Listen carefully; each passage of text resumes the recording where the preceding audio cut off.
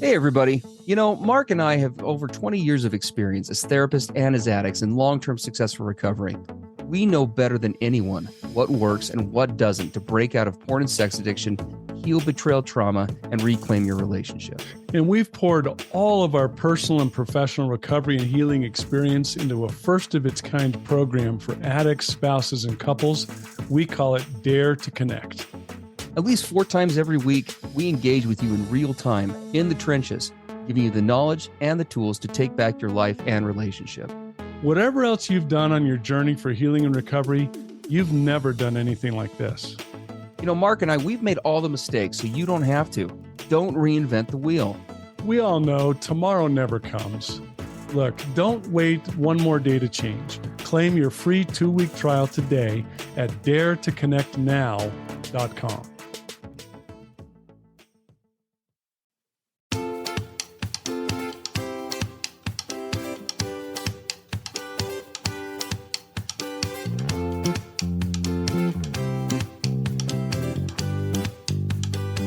Hey, everybody. I'm Steve Moore. And I'm Mark Castleman. We know the pain and heartbreak of porn and sex addiction. And we know the triumph of breaking completely free. Every day, we help our clients find hope and healing. Join us in the fight to take back your life, your marriage, and be stronger than ever. This is the PBSC Squared podcast.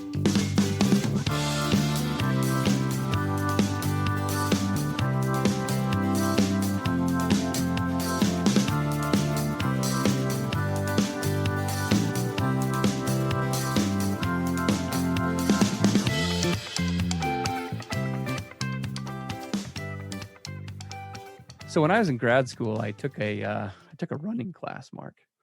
A running class. A running class. Did you know that they offered running classes? It was running 1010, I think is what it was called. How to run. That's right. I have kind of this lingering credit that I needed to fill, and so I decided to take this course. And I remember showing up for the first day, thinking this would be kind of easy. It shouldn't be too bad, and it was headed up by this triple Ironman member of the track team, a woman member of the track team at the university I attended. And man, I knew on day one that we were in trouble. We ran everywhere. I think the first day we did like a couple of miles, which is probably more than I'd run combined in my entire life. And it just kind of went up from there. And one day during class, we were out for our usual, I don't know, torturous run. And I was, as usual, lagging behind the whole group. And she kind of came back to run by me and lovingly check on me and make sure that I was okay and going to survive. I don't know if either one of us thought we would, or I would rather. And she said, how are you doing? And I said, great. Okay, I guess. I was huffing and puffing. And she walked me through a couple of different things, a couple of different techniques for breathing and some other stuff. And then she said something that I was in really, really early recovery at the time. I wasn't even sober yet. She said something that just kind of hit me across the face in a really spiritual kind of prompting way. She said, it's important because I was guilty. One of the things I was guilty of is I wouldn't drink water during the run because I didn't want to get a side ache. And so she talked to me about the importance of that, and why that's needed. And she said, if you watch any athlete on TV, any high trained, highly disciplined athlete, whether it's football players or basketball players or whatever, if you ever get a view of the sidelines before a runner goes on a match, for everybody from the main person on the team all the way down to the third string quarterback, who may not, it's probably a good chance he won't even play that game. She said, you'll notice that everybody is always doing one thing. They're always either sipping Gatorade or water all the time. And I thought about that, and that was the case. I had never noticed it, but that was the truth. Everybody on the team is sipping water, whether they're in play, not in play, whatever.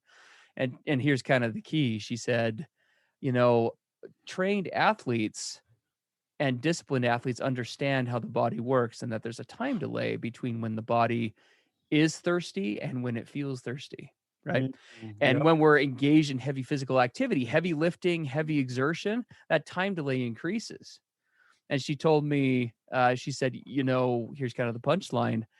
If an athlete waits, if you wait to take drinks of water while you're exercising, until you're actually thirsty, it's too late.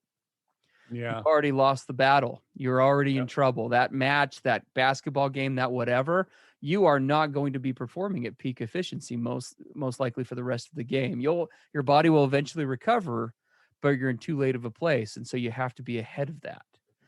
And again, or was really early in recovery, right? And it just was a total corollary to me in self-care, right? I was Mm. just learning about things like discipline and recovery, and really my mind was just starting to be open to the idea that maybe Steve can't do this on his own. It only took, 20 years to get to that point. Right. And so I was kind of open to some new things, and it was just there was just this strong, powerful component to that spoke to this necessity for the recognition that if I was going to really beat this thing, it's the emotional equivalent, right, of running a marathon. Like, this is not easy. Mhm. A recovery Mhm. lifestyle is not standard. It's not a standard level of exertion. It's not taking a stroll through the park. It's running, it's lifting, it's grinding. And there's a lot of intensity to it. And just like with the physical example, if I'm going to make if I was going to make progress in this process, the impression was that I needed to start getting regular with this stuff, and I needed to quit paying attention to things like, well, I'm feeling great today, so I don't need to take care of myself, right? Versus I feel like crap or I just relapse 5 times, and so I need to do a ton of it.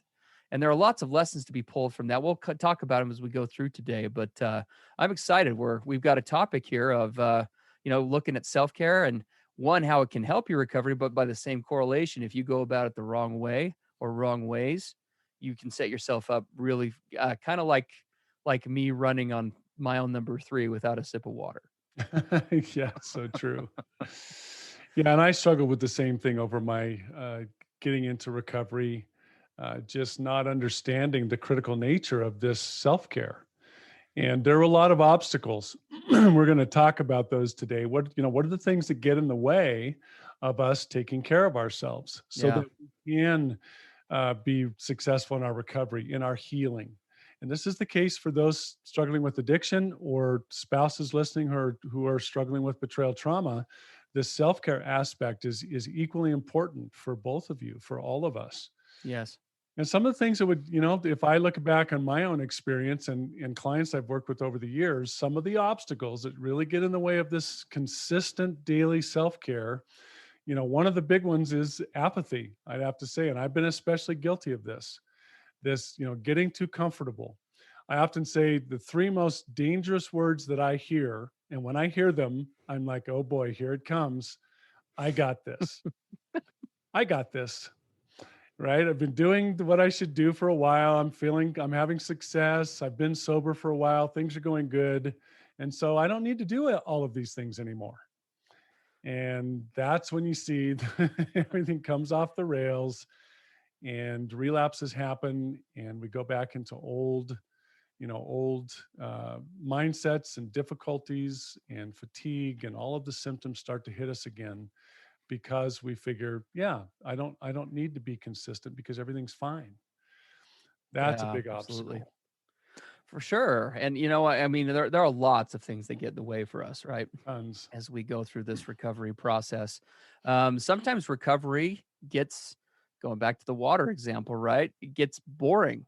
Mm, yeah, it does. It can, right? I mean, self-care recovery, the things that we do for self-care in the recovery process, the things that Mark and I assign to clients, whether we're seeing them in person or in D2C, is that they're kind of myriad, right? And they're all over the board. But one element to them that is critical is having enough different ways to go about doing your self care to where you've got a bunch of different options in the box, and you can pick and choose a couple that day and rotate them around. Yeah. I've never found personally any one single thing in recovery, minus like Mm. a 12-step support meeting or like a Dare to Connect kind of program, something like that, right? Where it's a support system where I could do it repetitively, like in the long haul, and have it really work without mixing it up. Yeah, the brain can tolerate almost anything except boredom, sameness. And you're just going to find that it starts to rebel if you get too much into a rut like that. Yep. And the other thing for me was this all or nothing approach, right? We as addicts have never Oh my faced all gosh. or nothing thinking, Yep. black and white thinking, Mhm. but it's this, I have to do it all the way, right? So just share with everybody Mark's big statement over the decades. Mark, go big or go home. Right? This so what did I do? Slam my fist on the table after a relapse and declare that's the last time I'm going to do that. And this time I'm really going to go for it. I'm going to get up at 4:30 a.m. I'm going to have a 3-hour self-care routine every morning. Yeah, I'm going to do it this time. Yeah. Of course, my going big lasted how long? Did Maybe if 2 days, 3 Yeah, days. I was gonna say, not that I am first of all, I'm so grateful I haven't dealt with any of these issues you're describing. It's sad that you're struggling so much, I know, right? but in theory, if I were to have, it would probably be a couple of days, Yeah. right? And so it lasts a couple of days with the big old, the big bold declaration. And the challenge is you can't sustain that. I No. mean, come on. I mean, the enthusiasm is admirable. It's good that we have desires to really, get serious about our recovery and our self-care, but it has to be sustainable. Yes. Otherwise, it's like the flashy racehorse that bursts out of the gate, all impressive, and races full speed around the track. And about 1.5 times around, what do you find? A dead horse. Yep. And then unimpressively, here comes the plodding workhorse that just sort of trots by one steady step at a time and kind of glances at the dead racehorse that was so impressive and Mhm. continues on down the track. Yeah, absolutely. It's, going back to kind of that running world, where we started. This really is a marathon, not a sprint. But we addicts, we just love to sprint. We do these little spurts, and then we inevitably, yeah, burn out or we aren't taking care of ourselves, and so we end up in that vulnerable place. And for me as a runner, if I go back to my example, not drinking for 2 hours during a run meant I felt like crap for 2 days and ended up Mm, drinking like gallons. Right? yep. What's the emotional equivalent in that in recovery? Best case, I'm going to experience a lot of those old symptoms, right? I'm going to be more emotionally reactive. I'm going to be more impatient, less able to empathize, more prone to objectification. Worst case scenario, it leads to a full on relapse, right? Yeah. And I end up losing sobriety because of that. And Yeah.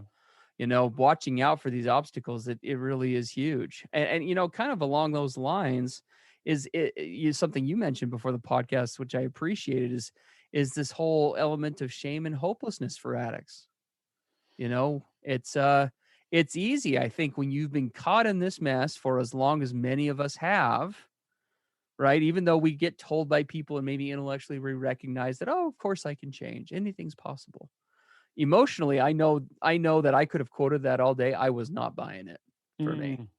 right? I just didn't see a world in which that was ever going to happen. Like, because I had 20 years of evidence telling me that that's crap and that won't work, right? Yep, that you're not gonna change, that it isn't gonna be you might change for a moment, but you'll never be able to sustain it.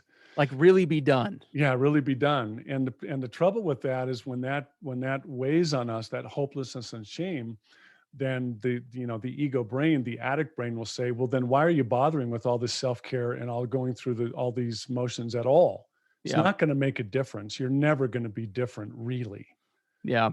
And that can derail our self-care routine being consistent as well.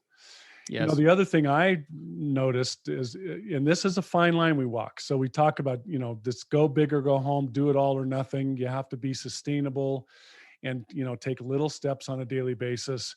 I would move into the place where I'd say, okay, I need to lighten up on myself and not be so serious about this, not be so all gung ho that I can't sustain. And then if I wasn't careful, my brain would go to the other side that would say, well, this is all optional, right? I need to lighten up on myself. Don't be so strict. Don't think you have to do this every day. And then I'd be like, well, okay, every other day. And then it would be every 3 days and then once a week. And so we get into this. If we go too far, it turns from something that is non negotiable, right? I must engage in self care each day to, oh, yeah, it's optional. So we can go from totally crazy, strict, and 4 hours of self care and beating ourselves up to, oh, I'll do it every once in a while. Yeah. And we have to find a balance there. And that comes to our next point that you and I talked about is rather than looking at self-care as one big block of effort and time that we have to carve out this huge section of our day, Mm-hmm. I find much more success for me and pretty much all the clients I work with. How do you make it sustainable by integrating your self-care into your daily life? Yeah. I like to say, what are you already doing, right? Takes up your time already, and you can integrate some of these things into that existing schedule and effort to get your self-care in.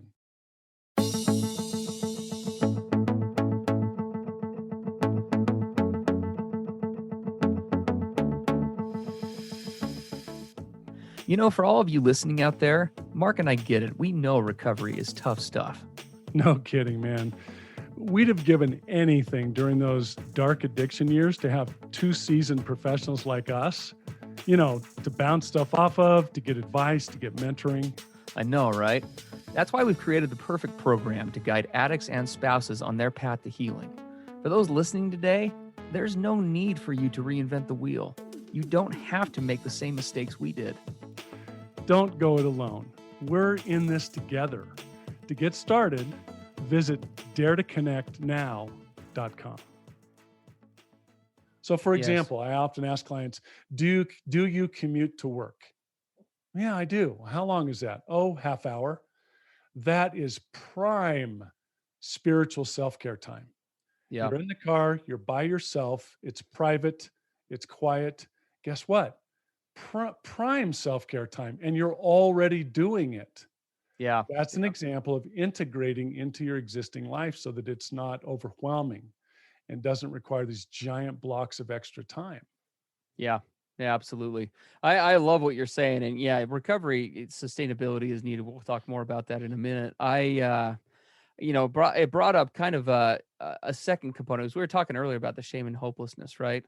I think a lot of that for a lot of guys that we work with, I've shared examples of this in my own recovery before, but it's this resistance to being quote unquote, I guess, not normal. Mm, You know, we yep. all have a desire to be normal, and I know that many of us addicts, probably most of us, really kind of feel like fish out of water in a sense. We feel like too often we're carrying a burden and dealing with issues and having to put in from a self-care perspective, right? Having to put in effort in areas where your average Joe Schmo can't, doesn't. They don't need to do that, right? Yeah, it's this It's feeling not of necessary. when can I be done with all this and go back to living a normal life? Yeah, yeah. Like, where's the end of the tunnel? Mm? Am I gonna have to do this self-care like the rest of my life? Really? Mhm. Yeah, And when you get them to step back and I ask them, I say, so tell me why you wouldn't want to engage in these healthy living and successful strategies. yeah, And I go, oh yeah, it's not just related to addiction or recovery. This is how healthy, joyful, peaceful, balanced, people live. yeah. Absolutely. And it's Mm. important to note too that, spouses of addicts, Oh right? yeah. Self-care of the self-care of a spouse is just as important as that of an addict. I know that in our culture, we discuss this often how unfortunately culturally we kind of have this mantra of like the addict needs the help, you know? Yes. Get him the therapy, get him the whatever, get him the Mm, this, get him the that. And those are all important, but we have casualties of the war, right? Most significantly spouses, who are battling and dealing with a lot of the same issues on the receiving end in a place where they never even asked for it, right? And I think for a spouse in a position like that, they're also prone to a lot of these same obstacles, right? Apathy, right? It's easy to get comfortable whether you're an addict or a spouse in the recovery process. You get a couple of months under your belt, like, oh, he hasn't relapsed in 3 months or whatever. I haven't gone into severe trauma for a few weeks or a month or two or whatever. And without even realizing it, right, in subtle ways, we start to place less of an emphasis on keeping our tank full. and Yeah. start moving back into that perception of, again, just normal living, which, just like with an addict, where that sets us up for anything up, including a relapse, for a spouse, what that sets them up for is everything up through and including those deep, dark, heavy, unmanageable emotional responses that that spouses all tend to have towards the beginning of this, because there's a lack of understanding or an ability to hold boundaries, right? There's a lot of skill sets missing. When self-care goes down, so do a lot of those skill sets and those ways of mental thinking. And they're going to be vulnerable to that, just like an addict would. And it's really important as we talk about this. I know I saw my wife go through this, and when I was finally in a place to receive her truth and her authenticity without becoming defensive and shutting her down, Mhm. she started to express to me, she's like, when you were in your addiction, just barely getting into recovery, it was all about you, all the emphasis, all the focus, getting you your help. She said it seemed like my whole world revolved around you being sober or not being sober. Yeah, And a lot of times, and you and I have a real sensitivity to this, we see a lot of women kind of get left behind, totally. almost an afterthought in the background because there's so much focus on the addict. And I understand, and I work with a lot of women I work with, they start to feel some very legitimate feelings of, well, why should I have to pay attention to all of these self-care issues for myself? He Yeah, caused this, he did this, he needs to go fix himself, and then maybe we can talk. yeah, And it's important for us to address that with the spouses who are listening. Your self-care is about you, your well-being, mhm, your health, your emotional, physical, and spiritual health. You deserve to have self-care and take care of you just for the fact that it's you. yeah, Irrespective of his addiction, we want you to take care of you. And that's your self-care routine is so critical to that, yeah, independent of whether he's making progress or not. Right. And that's the other thing you and I see, Steve, is this situation where a spouse can her motivation with regard to taking care of herself can become too closely attached to whether her addict spouse is making progress or not. absolutely. Well, and it happens on the flip side too, right? I hear this equally from the addicts that I work with. What she didn't do, she didn't initiate check-ins on her days this week that she was supposed to. Yes. Right? So I kind of blew it off because of that. And I Hmm. will come down on a guy like that with a ton of bricks. It doesn't, what kind of backing up what you're saying, right? Effective if you want your marriage to really get better, which is I think what most of our listeners are wanting. If you really want to make progress in this, it always comes back to what you are doing. You cannot afford, for your own sanity, but also for your relationship, to let anyone, including your partner, determine what you are going to do for you. Yes. Because we all recover in different ways and in different timelines.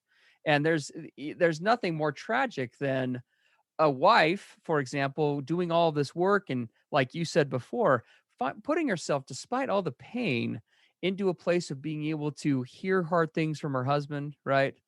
To work through disclosures with him, to do all the things. She's done all of her work to get in a place to do that and is doing it.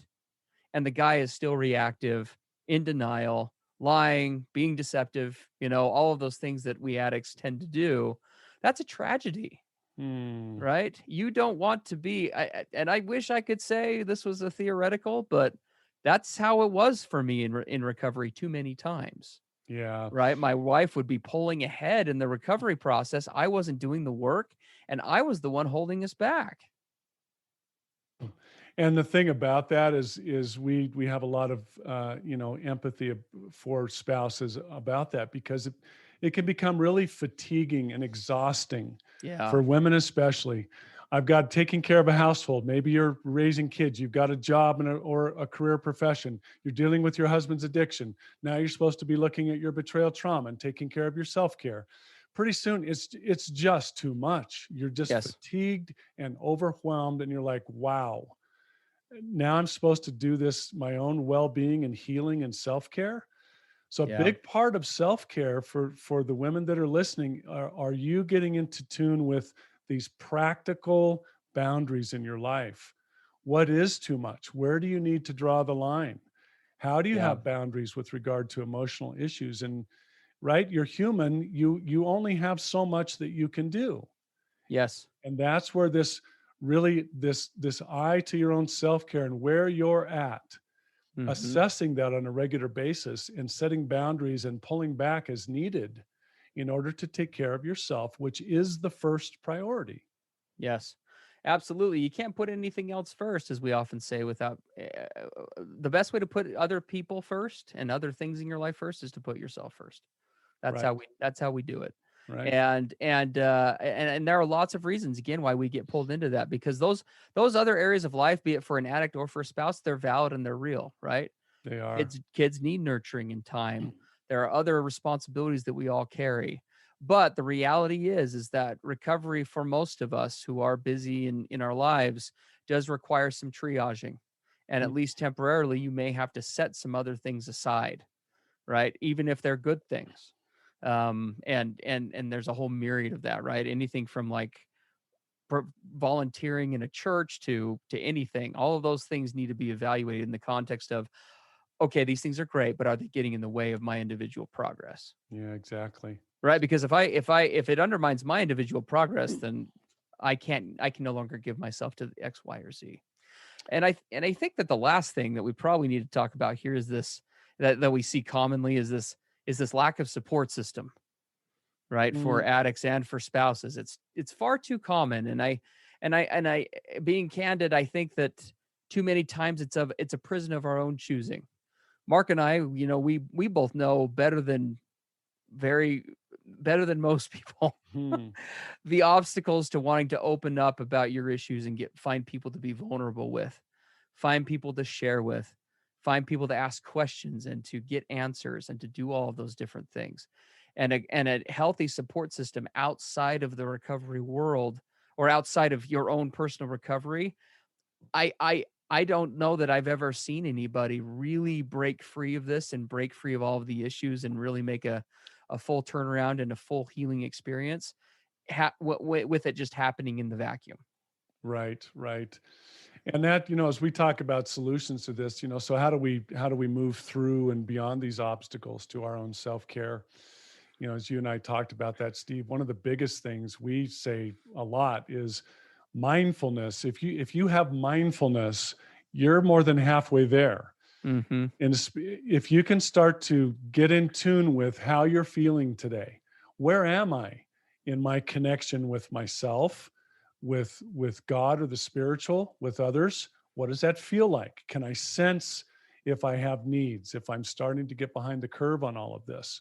Yeah. So this being in tune and mindful in the craziness of life, and we know it's hard, but start to get, for example, with the spiritual, get into active communication, raw, real, open conversations with God, whatever that is for you. Open up those lines of communication.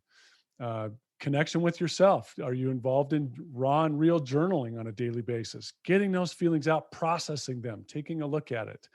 And then with others, you know, Steve and I are big on the best way to start to be mindful with others is this authentic connection, Yeah. raw and real and transparent, and expressing my feelings, my thoughts, my needs, and just laying it on the table. Yeah. And we don't know two better ways to do that, aside from what you do as a couple. 12 step is an awesome outlet in all of its various forms and supports. And the other way, we're going to say is our Dare to Connect program that we're getting ready to launch is going to be Yeah. awesome way to have connection with others, with us and others that are participating. Yeah. We're kicking that, but we are kicking that thing off. Registration goes live on Friday, right? Saturday, Saturday. Sorry, Saturday, May, May 1st, May 1st. 2021.